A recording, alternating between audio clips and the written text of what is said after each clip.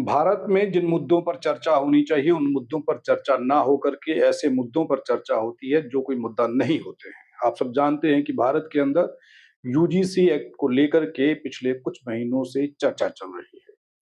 2 हिस्सों में भारत को विभाजित कर दिया गया है, ऐसा लग रहा है। जो नॉन एससी, एसटी, ओबीसी समाज के लोग हैं, वो ये चाहते हैं कि यूजीसी एक्ट लागू ना हो।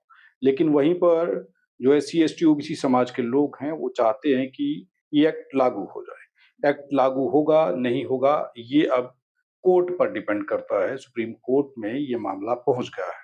बावजूद उसके इस पर चर्चाएं हो रही हैं। एससी, एसटी एट्रोसिटी एक्ट और यूजीसी में क्या अंतर है, इस पर चर्चा करना इसलिए जरूरी था कि लोगों में भ्रम फैलाने का प्रयास किया जा रहा है।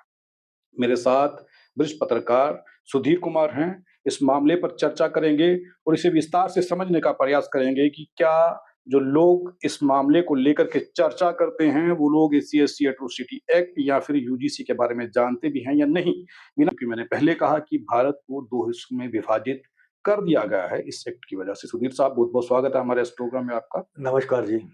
सुधीर साहब, मुझे एक चीज़ बताइए कि यूजीसी और एससी-एसटी एट्रोसिटी एक्ट को लेकर के क्या पत्रकार जानकारी रखते हैं? मैं उन पत्रकारों की बात कर रहा हूँ, जो पत्रकार बिना सोचे-समझे यूजीसी और एससी-एसटी एट्रोसिटी एक्ट को एक साथ जोड़ करके बता रहे हैं। देखो, सबसे बड़ी बात है कि पत्रकारिता एक बहुत ही रिस्पॉन्सिबल जॉब है। जी। आप अगर गलत इसके ऊपर गलत मैसेज लोगों को देने की कोशिश करोगे या जैसे आपने बताया दोगे, हुँ, तो ये नहीं है कि सभी लोग एक तरह से हैं। वो लोग इसको कॉन्ट्राडिक्ट करेंगे। वो ये भी कहेंगे कि देखो जी, इन पत्रकार बने हैं लेकिन इनको ये मालूम नहीं पत्रकारिता होता क्या है, हुँ, जिसको हम एथिक्स बोलते हैं। अब यहाँ पे ये जो 2 चीज़ें आपने जो बताई, जिसमें यूजीसी हुँ, एक्ट और नंबर 2 पे एससी, एसटी एट्रोसिटी एक्ट। जी, ये 2 डिफरेंट थिंग्स हैं। यूजीसी जो एक्ट है, वो हायर एजुकेशन मीन्स जो हमारी 500 के करीब-करीब जो यूनिवर्सिटीज़ हैं, जी, उनके ऊपर वो लागू होता है, उनके ऊपर वो इम्प्लीमेंट होता है। हुँ, कि वहाँ पे जो हमारे प्रोफ़ेसर्स हैं, जो हमारे स्कॉलर्स हैं, जो हमारे बच्चे हैं या जो ये लोग हैं, इनके साथ कोई ज़्यादती ना हो, इनके साथ भेदभाव ना हो। हुँ, इसीलिए है क्योंकि आपने ये देखा कि जम्मू यूनिवर्सिटी या कहीं और यूनिवर्सिटी में ले लो, प्रोफ़ेसर के साथ भी फैकल्टी मेंबर जो होते हैं, उनके साथ भी एट्रोसिटीज़ होती है, उनके साथ भी डिस्क्रिमिनेशन होती है। जी, जैसे आपने देखा कि पिछले पिछले साल की बात है कि एक प्रोफ़ेसर ने सुसाइड कर लिया था, वो भी चंद्रशेखर। चंद्रशेखर जी ने किया था, लेकिन वो भी इसी कड़ी का एक हिस्सा था, जिसमें यूजीसी के लिए हम एक्ट को हम यूजीसी एक्ट बोलते हैं। हुँ, लेकिन दूसरी तरफ जो ये जो हमारे जो पत्रकार लोग हैं, हुँ, बिना पढ़े, ना ही उन्होंने यूजी एक्ट पढ़ा होगा, यूजीसी एक्ट पढ़ा होगा, हुँ, ना ही उन्होंने SC, ST atrocity atrocity act. Act पढ़ा होगा, दोनों में। हुँ, वो एक जो बात है जो अदर देन हायर एजुकेशन के बाहर की बात है, हुँ, कैंपस के बाहर की बात है, उन बातों को इसके साथ जोड़ देते हैं, यूजीसी के साथ। हुँ, देखो ये जो यूजीसी इसका इसलिए विरोध हो रहा है क्योंकि ये जो एससीज़ हैं, ये इसका दुरुपयोग कर रहे हैं। हुँ, इसके साथ ये अपर कास्ट के साथ ये इनका मिसयूज़ हो रहा है, ये लोग मिसयूज़ करते हैं। हुँ, ऐसा कुछ नहीं है, क्योंकि उसमें बड़ा क्लियर सा है, यूजीसी बिल के अंदर भी बहुत क्लियर है, हुँ, एक्ट के अंदर, और इसके एससी, एसटी एट्रोसिटी एक्ट के अंदर भी बहुत क्लियर है। हुँ, यहाँ एक और चीज़ आती है कि देखो इम्प्लीमेंटेशन एक्ट बन गया, 2 एक्ट हो गए, एक यूजीसी एक्ट और एसटी एट्रोसिटी एक्ट। हुँ, अब संसार जी, सबसे बड़ा जो देखने की चीज़ है कि इस एक्ट को इम्प्लीमेंट कौन करता है? जी, जो एससी, एसटी के लोग हैं, हुँ, वो बहुत कम लोग हैं। जी, इसको इम्प्लीमेंट भी दूसरे लोग करते हैं। हुँ, हम नहीं करते इसमें, या हमारी कम्युनिटी नहीं करती, या हमारे दूसरे लोग नहीं करते। हुँ, उसमें दूसरी साइड भी हम बैठे हैं, वो भी लोग हमारे हैं, हुँ, लेकिन वो इसको करते हैं, इसको इम्प्लीमेंट करते हैं, तो वो इसलिए करते हैं। हुँ, इम्प्लीमेंटेशन क्या होती है उनकी कि वो कहते हैं छोड़ो यार इसको, नहीं हम इसको करना। वो जो एक्ट के अंदर क्लास होती है ना, वो एक्ट के क्लास के अंदर वो सोचते हैं इसको जितना इसको डिले किया जाए, एक हुँ, कंप्रोमाइज करवा लो या डिले करवा लो, या इसको लिंगर ऑन करवा लो किसी तरीके से, वो जो जस्टिस होता है ना वो फैकल्टी मेंबर को मिलता है यूजीसी के चक्कर में, हुँ, ना ही वो मिलता है फैकल्टी मेंबर को, ना ही स्कॉलर को, ना ही स्टूडेंट्स को मिलता है। हुँ, इधर की बात अगर हम करेंगे तो ये जो क्या नाम है, SC atrocity. SC atrocity act के अंदर ये पावर पुलिस के पास है केस रजिस्टर करने के लिए, लेकिन पुलिस भी आनाकानी करती है केस रजिस्टर, जबकि पता होता है कि सामने दिख रहा है कि ये एट्रोसिटीज हो रही हैं इनके साथ, तो पुलिस वहां भी आनाकानी करती है। क्योंकि मैक्सिमम जो पुलिस ऑफिसर हैं या मैक्सिमम जो हायर एजुकेशन में लोग हैं, उन्होंने एक्ट पढ़ा नहीं होता। आप भी आज के डेट में भी पुलिस की एकेडमी है जिसमें से ऑफिसर्स आते हैं, उधमपुर की एकेडमी है, वहां पे भी यहाँ छोटे जो ऑफिसर्स हैं सब इंस्पेक्टर लेवल के, तो ये वहां पे पढ़ाया जाना चाहिए इनको। SC atrocity act, SC atrocity act इनको पढ़ाया जाना चाहिए, इवन के UGC एक्ट भी पढ़ाया जाना चाहिए।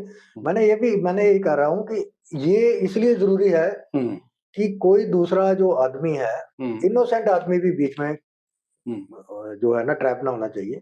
इनोसेंट आदमी को जबरदस्ती बीच में किसी के खिलाफ हो, किसी के ऊपर SC एट्रोसिटी एक्ट डाल दें, ये बड़ा हैवी जिसको बोलते हैं ना, बड़ा एक पुख्ता जो है ना एक्ट है जी। अगर वो डाल दे तो उसको नुकसान हो जाएगा कि एक इनोसेंट आदमी को। दूसरी तरफ कोई आदमी अगर डिस्क्रिमिनेशन जिसके साथ हो रही है उसको नहीं उसके कहने पे लगा रहे हो, वो भी उसके साथ इनजस्टिस हो रहा है। मैं ये दो चीजों को कर रहा हूँ कि ये दो चीजें मतलब इसलिए आप ये जरूरी कह है। रहे हैं कि जहाँ पर इस्तेमाल होना चाहिए वहां पर हो, हाँ, और जहाँ पर उसका मिसयूज हो रहा है उसका मिसयूज ना हो। मिसयूज ना ये हो। दोनों। अच्छा सुधीर साहब, एक सवाल बड़ा चर्चा में रहता है कि SC एट्रोसिटी एक्ट जो है ये नॉन SC ST लोगों को फंसाने के लिए इसका दुरुपयोग जो है वो SC ST समाज के लोग करते हैं, और ये अधिकतर मामले फेक पाए जाते हैं। नहीं, देखो मैंने वही आपको कहा, जैसे ये जो जैसे केस रजिस्टर होता है उसके बाद IO इसकी इंक्वायरी करता है, तफ्तीश होती है जिसको बोलते हैं। तो IO जब करता है तो IO ने अगर SC ST एट्रोसिटी एक्ट पढ़ा हो तो वो एक्ट के मुताबिक उसको अपने जो रिपोर्ट होती है चार्जशीट में फाइल कर सकता है। अगर उसने पढ़ा ही नहीं है, जैसे उसने सुना है कि ये जनाब ये SC ST एट्रोसिटी एक्ट है, तो ये है, तो इसके ये किसी जो डाउन ट्रोडन सोसाइटी से लोग हैं SC या ST से, उसके साथ कोई ऐसा होता है तो हम ये लगाएंगे, लेकिन उसमें क्लॉजेज है, SC ST एट्रोसिटी एक्ट के अंदर भी क्लॉज है। आपने इसको कब लगाना है, ये नहीं है कि आपने देखा कि क्या नाम ये केस हुआ कि किसी SC ST के साथ हुआ तो आप एकदम से बोलोगे कि ये SC ST एट्रोसिटी एक्ट बनता है, लगा दो। वो नहीं, क्योंकि आपको अल्टीमेटली लास्ट में चार्जशीट डिफेंड करनी है कोर्ट में। जब आप कोर्ट में डिफेंड नहीं कर पाओगे तो नेचुरली वो आदमी बरी हो जाएगा। जज के सामने भी तो डिफेंड करना है ना आपने, उस IO ने डिफेंड करना है, उस थानेदार ने डिफेंड करना है। वहां आप डिफेंड ही नहीं कर पाओगे कि मैंने इसको छोड़ा क्यों, तो मैंने इसके खिलाफ FIR लगाई क्यों है। दोनों चीजों को आपको देख के, ये बड़ा संगीन मसला है। इसको इतने आसानी से जितने लोग बड़े आराम से हमारे जो जर्नलिस्ट हैं या दूसरे लोग डिस्कस करते हैं ना, ऐसा इतना आसान मसला नहीं है, ये बहुत संगीन मसला है। तो ठीक है, इन लोगों ने 5000 साल तक डिस्क्रिमिनेशन सही है, आज भी सह रहे हैं। आजादी के 75 साल बाद भी आज ये डिस्क्रिमिनेशन हो रही है। तो ये चीजें जो एक्ट बनते हैं, ये इसको जो लोगों को बताने के लिए होती है। एक डर होता है लोगों के अंदर, हम ऐसा काम ना करें। दोनों साइड से डर होता है कि हम ये नहीं कि हम दूसरों को डरा रहे हैं, अपर कास्ट वालों को। दोनों साइड से होता है, किसी के खिलाफ फेक भी नहीं होनी चाहिए और किसी के खिलाफ जो झूठा केस है, जो विक्टिम है उसको भी इनजस्टिस जो है नहीं होना चाहिए, उसको भी जस्टिस मिलना चाहिए। ये दो चीजें हैं। तो जैसे मैंने आपको कहा कि जैसे अभी UPSC का एग्जाम निकला, अभी हुआ जी, वो भी बड़ा चर्चा में है। एक ताजा एग्जाम्पल मैं बता रहा हूँ। अब यहाँ पे एक लड़की थी रिया के, और जो टॉपर थी उन दोनों को बराबर के वो थे नंबर थे मार्क्स जी रिटर्न में। वहां खेल क्या हुआ कि जो मेंबर थे UPSC के, उन्होंने रिया को इंटरव्यू में नंबर कम दिए ताकि उसका मेरिट डाउन चला जाए। 45 रैंक नीचे आ गई वो, और वो 45 रैंक ऊपर चले गई रिया से जी। ये इस बातों को रोकने के लिए, ये सिस्टम को, जो हमारा ये खराब मतलब करप्ट सिस्टम जिसको बोलते हैं हम जी, इस सिस्टम को रोकने के लिए, इसके ऊपर अंकुश लगाने के लिए ये एक्ट बने हुए हैं जी। ये इसके लिए नहीं है कि मेरी हमारी किसी के यहाँ दूसरे की किसी हमारे साथ है वो हमारे पर लगाए, हम उसके ऊपर लगाए, ऐसा नहीं होना चाहिए। जी। जैसे मैंने आपको उदाहरण बता दिया, ये एक केस नहीं है, ये आप हर जगह जाओगे, आपको ये जैसे आज हम आपको बता दें कि यूपीएससी को छोड़ दो, जी। पीएससी को ले लो, वहाँ पे हमारा कोई आदमी नहीं है, कैटेगरी से कोई वहाँ पे मेंबर नहीं बनाया इन्होंने आज तक। कल को जैसे इंटरव्यू होते हैं, तो वो अपनी मर्जी से जिसको मर्जी करे, जितना इंटरव्यू में नंबर दे सकते हैं, ऊपर नीचे जो भी करना है। ये तो मतलब आपने सबने देखा यूपीएससी में, पीएससी में कर सकते हैं, करेंगे और करते हैं।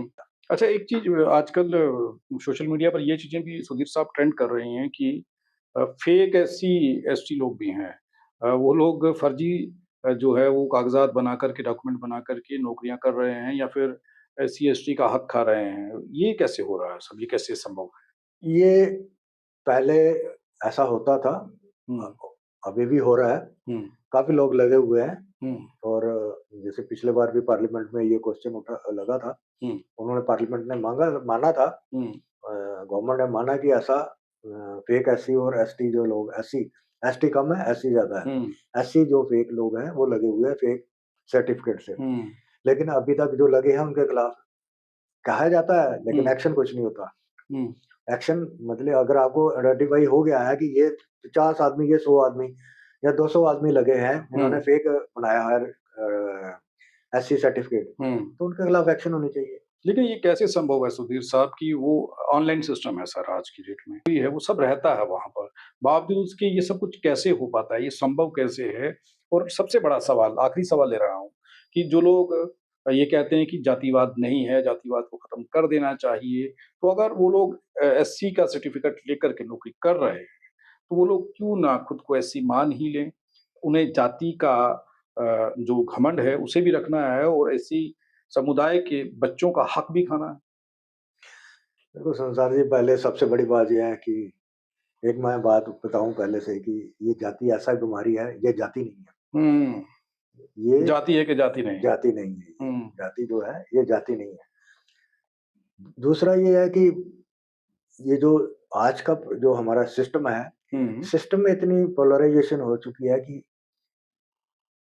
एक दूसरे को ये दिखाया जाता है कि एससी के बच्चे जनरल कैटेगरी का हक खा रहे हैं।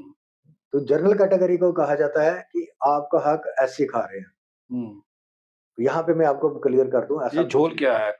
आखिर हकीकत क्या है? जरा सुधीर साहब बताइए। ऐसा कुछ नहीं है संसार जी, कोई किसी का हक नहीं खा रहा है। यहाँ मैं अगर कहूंगा, मैं सीधा कहूंगा मुंह पे, आप जैसे अमूमन होता है कि जितनी पॉपुलेशन है उतना शेयर दे दो लोगों को, एज पर द पॉपुलेशन सबको अपना अपना शेयर दे दो। ये मतलब 100% आप कह रहे हैं, 100% आरक्षण लागू कर दिया जाए। हाँ, जो कांशीराम साहब कहते थे, जितनी जिसकी संख्या बढ़ी उसकी उतनी हिस्सेदारी। हाँ, ये तो अभी जिसकी जितनी संख्या है, अगर मान लीजिए कि आपके परिवार में 10 लोग हैं, तो आपको 10 रोटियां दे दी जाएं। मेरे परिवार में 2 लोग हैं, तो मुझे 2 रोटियां दे दी जाएं। बल्कि ऐसा ना हो कि आपको 2 दी जा रही हैं जबकि आप 10 हैं, और मुझे 10 दी जा रही हैं जबकि मेरे परिवार में 2 हैं, मुझे 8 ज़्यादा दी जा रही है।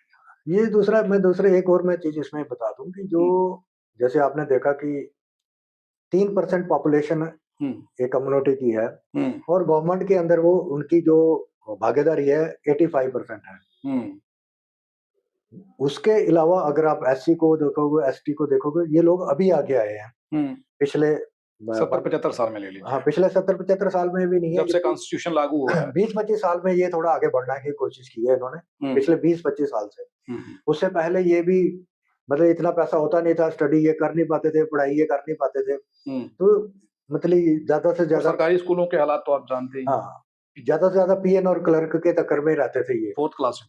हाँ, वही रहते थे। लेकिन अब जो एडमिनिस्ट्रेशन में ये हमारे लोग जा रहे हैं, मेहनत कर रहे हैं, वो आगे निकल रहे हैं, compete कर रहे हैं उनके साथ।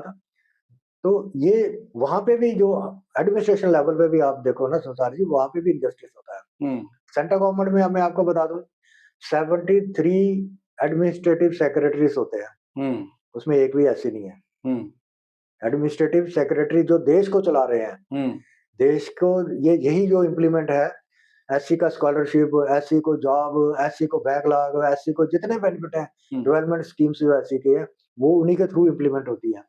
तो वहां पे हमारा 73 में से एक भी नहीं है आईएएस ऑफिसर सेंट्रल गवर्नमेंट के अंदर पिछले 11-12 साल से। अरे! तो ये चीजें भी तो आप देखो। आपके पास, हमारे पास 500 यूनिवर्सिटीज है, 500 प्लस है। 500 प्लस में से 400 तो 488 487 के करीब जो है वो दूसरे लोग हैं, वाइस चांसलर। Vice chancellor.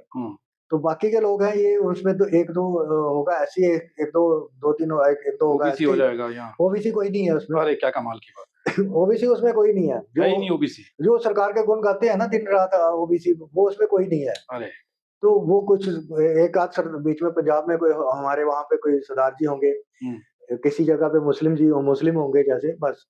मैंने आपको कहा इनकी जो तादाद है वो इनकी, आप ये क्या, ये रिजर्वेशन नहीं है। इसको भी तो रिजर्वेशन बोलते हैं ना, ये भी तो कोटा ही है एक किस्म का। ये भी तो कोटा ही है। आप उसका कोई एग्जाम नहीं होता, कोई कुछ नहीं होता, आपकी सिलेक्शन होती है। जो सरकार में आज सरकार कहती है नहीं नहीं नहीं यार, ये बंदा ठीक नहीं है, इसकी जगह ये रखना हमने, है ना, ये कैटेगरी वाला हमारा रखो यार, इसको ये करना है। तो ये चीजें होती हैं, इसको रोकने के लिए यही यूजीसी एक्ट और एससी एसटी एट्रोसिटीज एक्ट जो है लाया गया है। और इसका जो जुडिशियस यूज जिसको बोलते हैं ना, वो होना चाहिए, वो बड़ा जरूरी है। जी, बहुत बहुत धन्यवाद सुदीप साहब अपना कीमती समय देने के लिए।